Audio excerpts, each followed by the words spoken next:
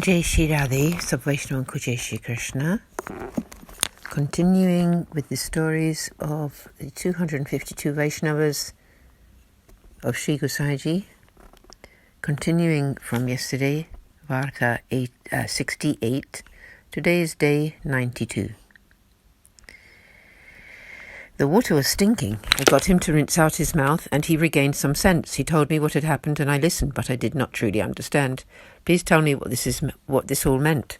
Sri Gosaiji replied, he was separated from you. He thought, now I know everything. I don't really need to be with anyone. He lost his faith in your company, and so Sri Thakurji made him suffer some pangs of separation. Bhav Prakash. Here the lesson given is that when one becomes proud of their learning, it becomes difficult for them to maintain good association with Vaishnavas, and this displeases the Lord. Then such satsang is lost. A Vaishnava should maintain an attitude of servitude in satsang. Then that good association will bring its reward. Humility will arise. One should always consider oneself to be inferior. Then the true form of a Vaishnava can be known. This is the principle here.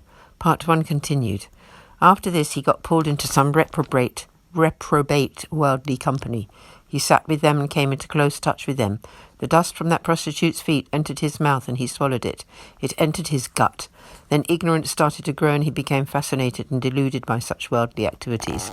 After this, you, with full faith in myself and with consideration for the relationship that you both have with me, remembered him and sought him out. You grabbed his hand and sat him down next to you. Some of the dust from your feet, which is in relationship to mine, went into his mouth. You made him drink water, and that took the dust into his stomach. That dust allowed its potency in a single second. It was very powerful. The dust that has entered him from that bad association, which caused his stupor, then was forced to come out through the vomiting. Then only he came back to his senses. Bhav Prakash. The intention of this story is to teach Vaishnavas never to associate with worldly people. The reason for this is that through their company and their touch one can adopt a worldly mindset and attitude. If the dust of their feet were to enter one's mouth, then one can even forget one's true identity. Ignorance takes over. Demonic behavior can follow. Therefore it is always better to associate with an elevated Vaishnava. The intelligence is purified by their touch and the dust of their feet. This is because Sri Vallabhacharyaji is constantly present in the heart of an elevated Vaishnava. And what is Sri Acharyaji's true form? He is fire, from whose slightest touch the demonic qualities and the evil propensities from many births can be burnt up. The intelligence is purified. Then the pastimes of the Lord enter the heart.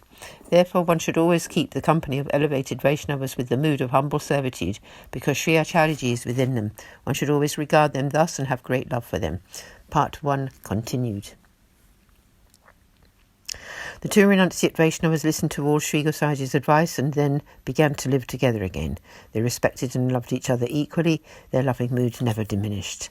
Thus concludes Varta 68, the story of two renunciate Vaishnavas who received Sri Gosaji's great grace and were accomplished Vaishnavas. There is no real end to their tale.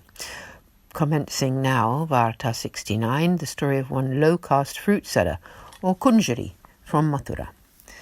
This Kunjari is a devotee of Tamasi disposition. In the eternal Leela, her name is Sohani. She is in a group of Kulindis. She would daily make all sorts of nice and new preparations for Sri Thakurji at the time of the afternoon seva and feed them to him within the caves up on the Govardhan mountain. For this reason, Sri Thakurji was always pleased with her.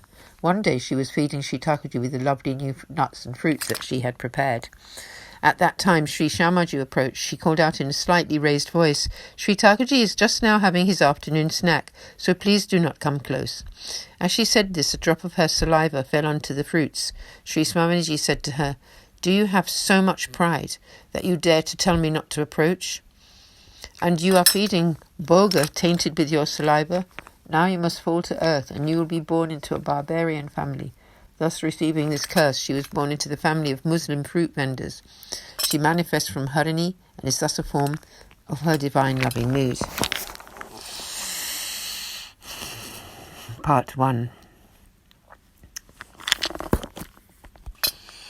One day that Kunjari set off from her home after eating hot breads and ginger.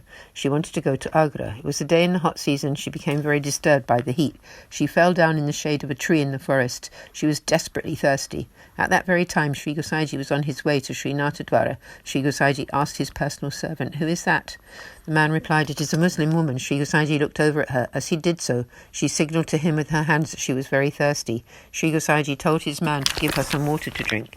The servant replied to Sri Gosaiji, "O Maharaj, no one here has any water, and there is neither a well nor a lake nearby." Sri Gosaiji instructed him to let her drink from his personal water jug.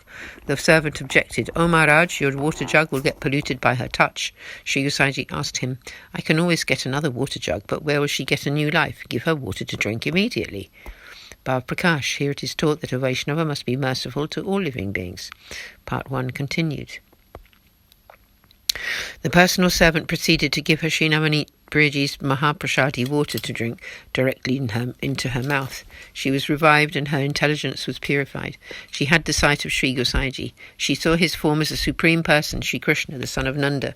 The woman stood up and addressed Sri Gosaiji. "O Maharaj, I had heard about the lad Sri Krishna before today, but today I have viewed him with my own eyes. You are truly the Lord himself, for you have given me back my life." After this, she forgot all about going to Agra and went to Gokul instead.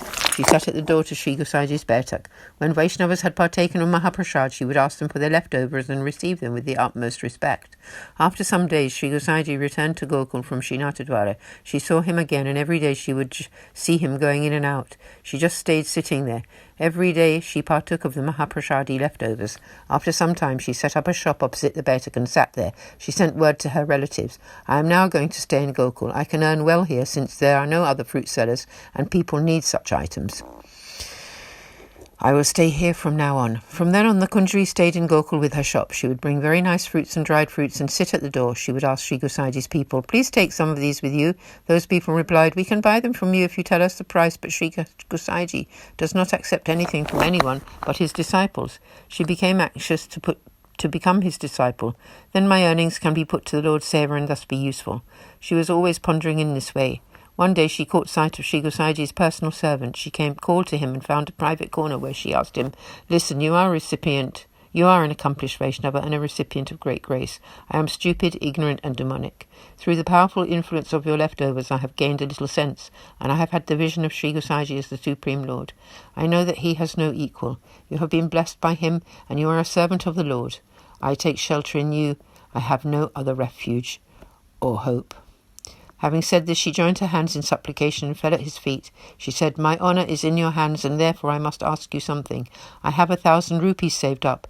How might I best use this in the service of the Lord?" Concluding the reading for today, and we will continue tomorrow. Jai Shri Krishna, Jai Shri Radhe, Aaj ke Aanand ki Jai ho, Jai Shri Radhe.